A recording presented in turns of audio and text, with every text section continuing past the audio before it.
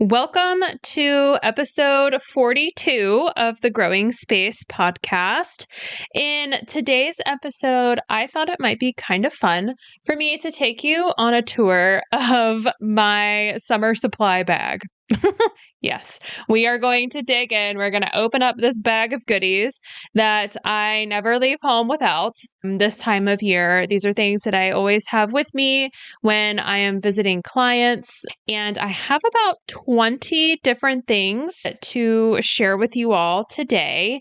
Maybe you also have these items at your disposal as you are tending to your own growing space throughout the summer season. And maybe hearing my list of supplies will help you think about some other things that you might want to keep on hand as you're battling all of the totally normal, totally anticipated pests and disease and issues that we experience in the summer season.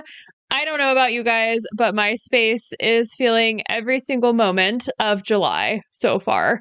It's been kind of hot, very hot, humid here where I am. So if you're brand new to this show, I live in Charlotte, North Carolina. So we are in the USDA Hardiness Zone 8A, which means that we can grow edible plants really all year round, which is exciting. This week, we're just going to dig in. I'm going to share with you these 20 tools that I always have with me when I'm going to see clients, and hopefully it will help you as well as you are managing your space. So let's go ahead and get started talking about these different tools. Welcome to the Growing Space podcast. I'm your host, Farmer Erin, owner of the Patio Farmer, and I believe that no matter what size space you have, you can grow food at home. Tune in every Tuesday as I share my best tips, tricks, and encouragement for tending to homegrown edible plants. I'm here to support your food growing journey.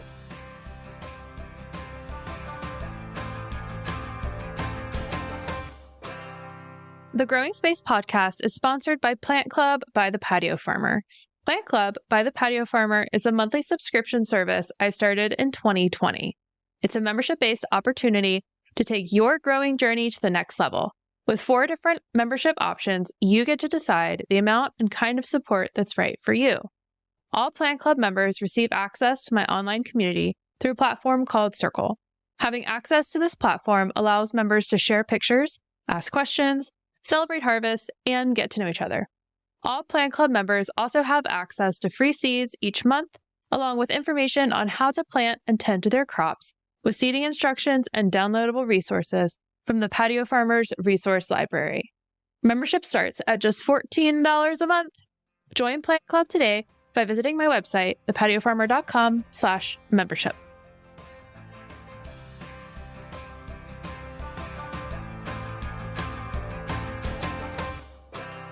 So before we get into this list, I'll say that this list is compiled in just kind of a random order. Like I opened up the door to my truck and I just made a list of all of the things that I saw, and I kind of went in order from in the order that I saw them. The first thing that I came across when I opened the door, paper yard waste bags. So I picked these up. You can get these pretty much anywhere. You can get them at Lowe's or Home Depot. You can get them. I've even seen them in the grocery store, or they're large paper bags that you can put all sorts of yard waste in. And depending on where you are, you can leave these at the end of your driveway, and whoever picks up your solid waste will sometimes pick up those yard waste bags as well. So I like to keep these on hand because sometimes you visit a space and you're doing a lot of pruning, or sometimes, you need to pull plants for whatever reason, and it's good to just have something, have a bag or some way of disposing of your plants that's not just pulling your plants and leaving them around your space. So a lot of times the reason why we would be pulling plants or removing leaves this time of year, it could be because of a pest issue. It could also be because of a disease issue. And so if we have pest and disease issues that we're treating for by removing parts or whole plants, we don't really want to keep those affected parts and pieces around, because we're just allowing that issue to spread. So anytime you're trimming, you're pruning, you're managing a disease issue in your space, you really want to bag up all of those, all of that plant matter and relocate it as quickly as contained as possible. So that's why I keep yard waste bags. They're just easy. They travel well. You can put a lot of stuff in them. The next thing that I always keep on hand are seeds, kind of going hand in hand with the idea of having to pull plants. If you have gaps in your growing space and you want to make the most of the space that you have, making sure that you have a supply of seasonally appropriate seeds on hand is really helpful, just in terms of maximizing that space. So as something is being pulled, as that space is opening up, there's something that can go in, at least if you live somewhere like in the Southeast, where we always have the opportunity to be planting or sowing something, right? Or harvesting something. That's the beauty of a milder climate. Some of my favorite seeds to keep on hand this time of year are beans. I love growing beans. I love eating beans. And that's actually what we're focusing on this month in Plant Club, is growing bush beans. But I always have a packet of bush beans on hand this time of year for that very reason. As space is opening up, I like to pop just a few bush bean seeds into that space. Beans grow super fast. They build nitrogen in the soil and they don't take up a whole lot of space. At least the bush beans don't. So if you're interested in learning more about growing bush beans, maybe you consider joining Plant Club this month.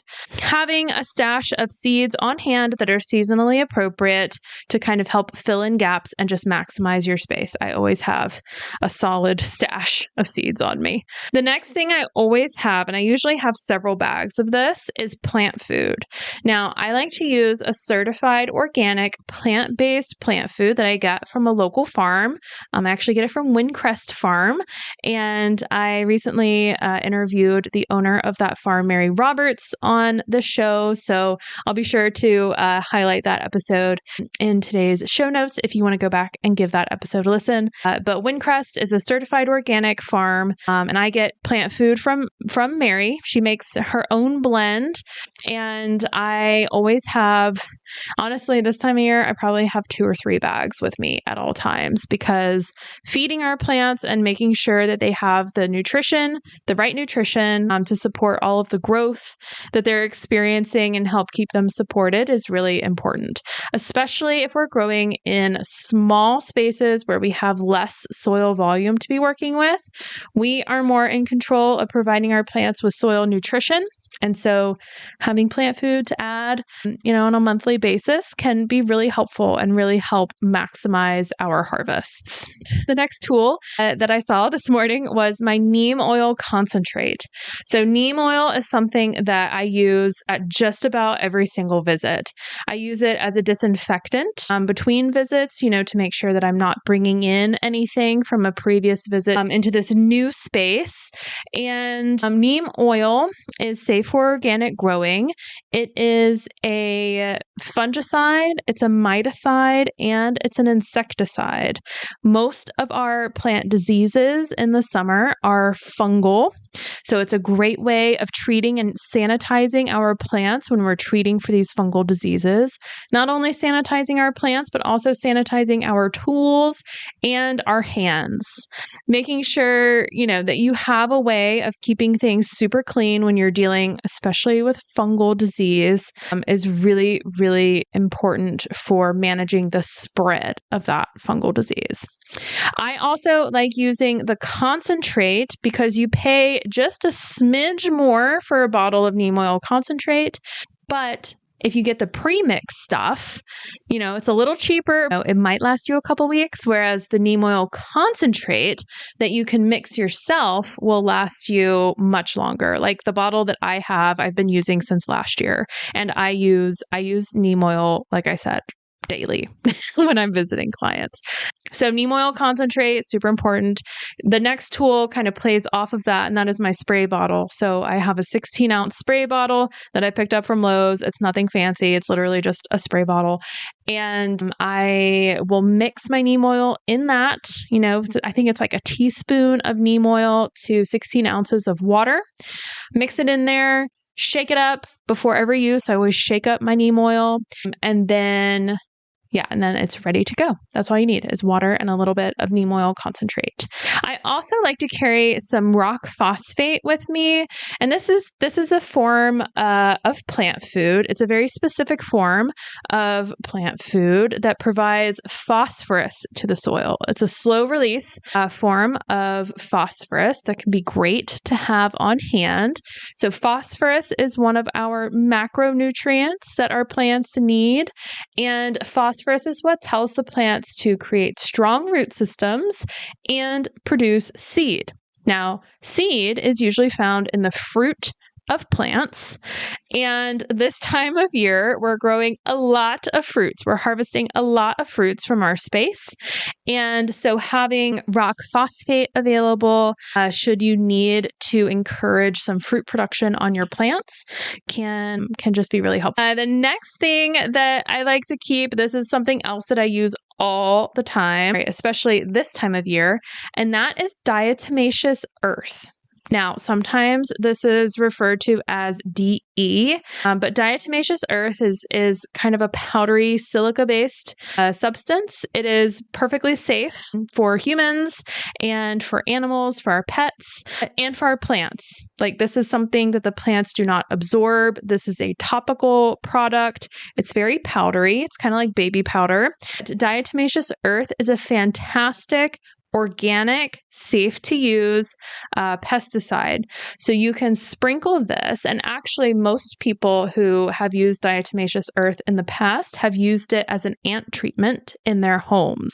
So diatomaceous earth is something that you can sprinkle on your plants, around your plants, on any part of the plant in theory. And this helps to repel or deter insects from visiting your plants. And the way that diatomaceous earth is effective is, first, it's a desiccant. So it dries out insects' exoskeletons.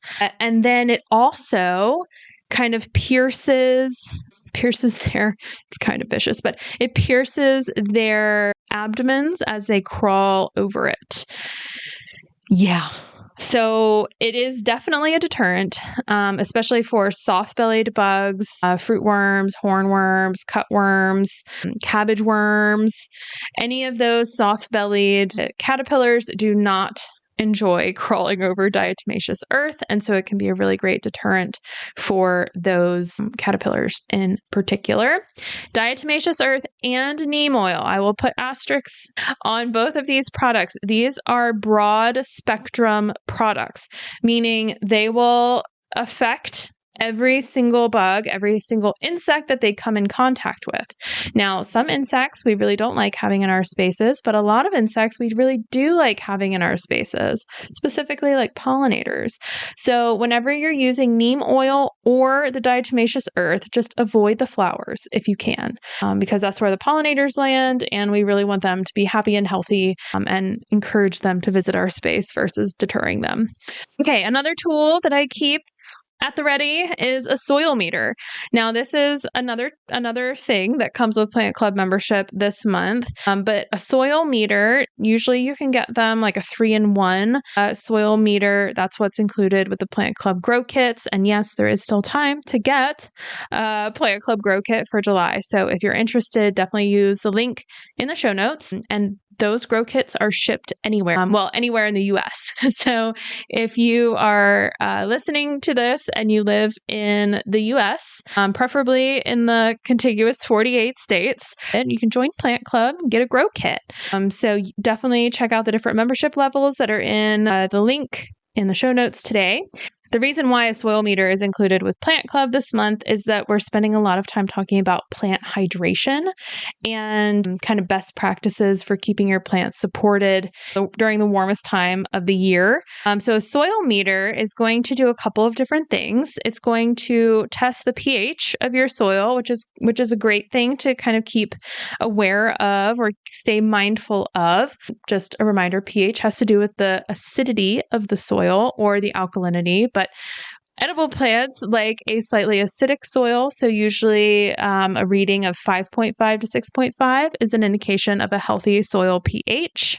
Anything that is above that or below that, you would benefit from adding a little soil amendment to. So you can add sulfur to make your soil more acidic. You can add calcium or lime to make your soil less acidic.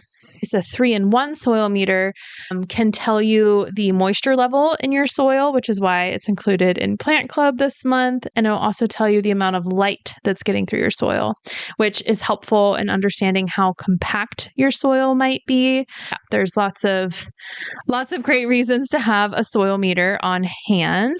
It's a great way of doing a quick soil test to just gauge what's going on below the surface. Another thing that I always have on hand, another tool, is plant Velcro or twist ties. Something that you can use to help support your plants, to tie them up to structures, and just help keep your plants supported. I really like using plant Velcro, especially on my tomatoes, because it's easy to take it off and like move it up the plant as needed, whereas twist ties or string can sometimes be a little bit more cumbersome, but I really like the plant Velcro. I'll put a link to my favorite plant Velcro in today's show notes if you want to take a look at that. The next tool that I like to keep on hand, this is very multi-purpose, but it's a screwdriver. Just a Phillips head screwdriver or a flathead, or if you have one of those that you can like switch the heads back and forth. I always have a screwdriver with me. You just never know. You never know. Sometimes I have a battery-powered screwdriver, especially if I'm building raised beds or doing any kind of construction with a client. I will pack that. But otherwise, I just have the hand driver. Irrigation supplies are another thing that I always have with me, at least the basics. I might have a couple of couplers if I need to make any amendments to a main irrigation line, specifically like a drip irrigation system.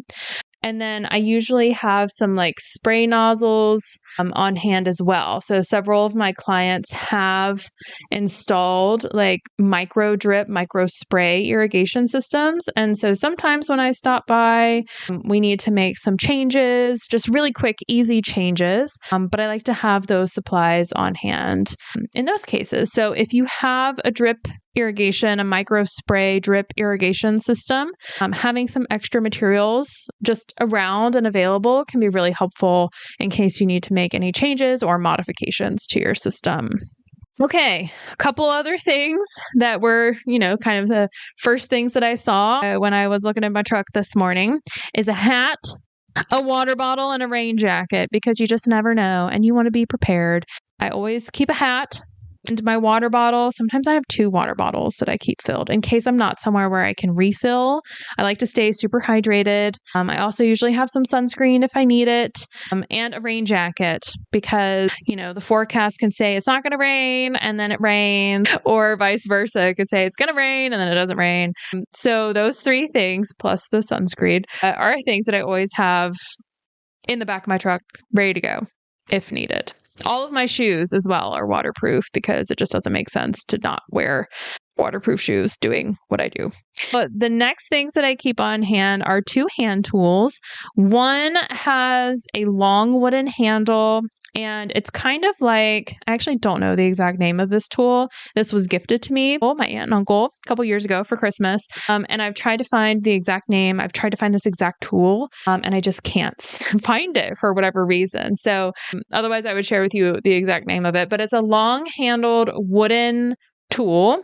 And it's a hand tool, and it's kind of like a hoe, but it's got a pointed end on it. And I use this thing all the time. I love it. I'll use it to plant. I'll use it to seed. Oh, it's fantastic. I'll use it when I'm weeding. It's a really wonderful tool. And if I can find a link to something super similar to it, then I'll include that in today's show notes. Another hand tool that I keep in my truck is a shorter handled tool. It's a plastic handle. The tool itself has a metal head, and on one side of the head, it's a double-headed hand hoe, we could call it. And on one head, it has this flat, sharp edge, but it's a straight edge. And on the other side is kind of like a rake.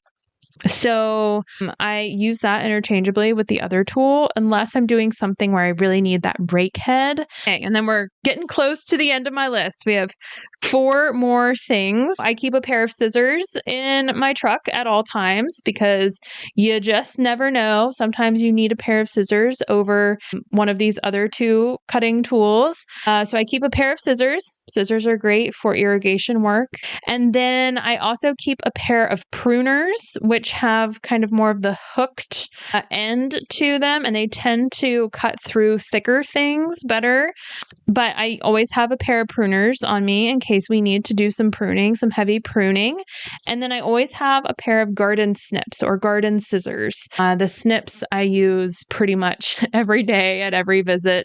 You can use them to harvest. You can use them to treat for fungal disease. If you need to trim some foliage off of your plants, they're just super helpful tools to have ready. So the final thing to mention in my list of tools that I always have with me are trellises or stakes. Sometimes I have both. I usually always have stakes. Sometimes I have trellises as well, like a folding A-frame trellis. But these obviously are great for helping to support your plants vertically, really helpful for any tomato care, tomato maintenance, cucumbers, some type of beans, even like peppers and eggplant can benefit from having stakes or trellises. So I always have some on hand. That is a quick rundown of all of the tools that I keep ready to go, super handy this time of year, but honestly, all the time. Whenever I'm visiting clients, I always have these things with me. So I'm prepared for whatever might come up or need addressing during each visit. So maybe these are some things that you also want to keep on hand in your supply stash, ready to go whenever you need them. So that is the list of 20 tools that I always have with me. I'll go ahead and give you a little sneak peek for what's in store for the next 2 episodes. I am going to be sharing 2 interviews that I've had with clients. Yeah, so I have 2 clients that I interviewed earlier this summer. Both of them are named Jen, which is fun. A little Jen mini series headed your way. But I am going to be sharing those interviews with you over the next 2 weeks. So one, I reached out to one of my clients, Jen. She's one of my longest standing plant club members, super loyal customer, just a super human, really. She's always doing cool things in her growing space and just in life in general. So I reached out to her to see if she would want to be on the show, and she agreed. And then the other Jen reached out to me to be on the show, which I thought was super fun and special. So, of course, I welcomed the opportunity to sit down with both of them separately. But over the next 2 weeks, I'm going to be sharing those conversations with you. So next week, we'll hear from one Jen, and then the following week, we'll hear from the other Jen about their experience with growing food at home, what their space looks like, why they're growing food, and it'll be fun. I wanted to share these conversations this month as, one way of celebrating my business birthday. So this is my 7th year of being the patio farmer, which just feels crazy. It feels like the time has just flown by. But I'm really excited to mark this month and this milestone with these conversations with some clients, and I think you'll enjoy them as well. So be sure to tune in to next week's episode as I talk with Jen about her growing space and what all she's got going on. Now, if you've listened to this podcast in the past, then you'll know that at the end of every episode, I like to share a fun little tidbit, fun little piece of information with listeners that's usually not related to the content of the episode. And in the spirit of it being July, I found my first tomato fruitworm this morning on my plants. I was not surprised to see this little fruitworm. Always a little disappointed to see them, but not surprised whatsoever. These are super common pests that we experience, especially on our tomatoes. But the way that I knew, before I even found the worm, the way that I knew that I had a fruitworm issue or some kind of caterpillar was I found frass. Frass is the professional term for insect poop in general, but I found caterpillar frass. And so I knew, I was like, oh gosh, there it is. There's the frass. Let me find this caterpillar. And I found him, and then I fed him to my chickens. Usually caterpillar frass is dark green. Sometimes it can be large. Sometimes it's small. But if you see these little deposits on your plants, it can be on the fruit, it can be on the leaves, on the stems. But if you're out in your growing space and you start seeing these small little deposits of dark green material, look for a worm of some sort. Maybe it's a fruit worm, maybe it's a hornworm. And if you find the worm, be sure to pick it off and dispose of it however you see fit. Like I said, I feed mine to my chickens, but if you don't have chickens, throw it in the trash or step on it or something. I know it sounds vicious, but manual removal is the best way to treat your plants of insect issues. Follow the frass. All right, y'all. I'll see you next week. Thanks again for tuning into this week's episode of the Growing Space Podcast.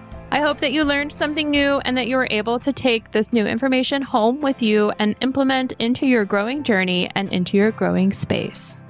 As always, I am here to support you and your food growing journey. If you'd like to learn more about the different services and resources and membership programs that I run through the Patio Farmer, please check out my website, thepatiofarmer.com. You can also follow me on social media. I am on Facebook, Instagram, and oh my gosh, most recently, TikTok. Wow. I know. Here I am. Patio Farmer is on TikTok. It's very exciting. If you enjoyed today's episode, please give it a like or a rating or a review if you want. Maybe share a little comment about your favorite part of the episode. Share it with a friend. The more interactions I get with my little podcast online, the more I'm able to help people just like you in their food growing journeys. As always, thanks for being here, and I will see you again next week.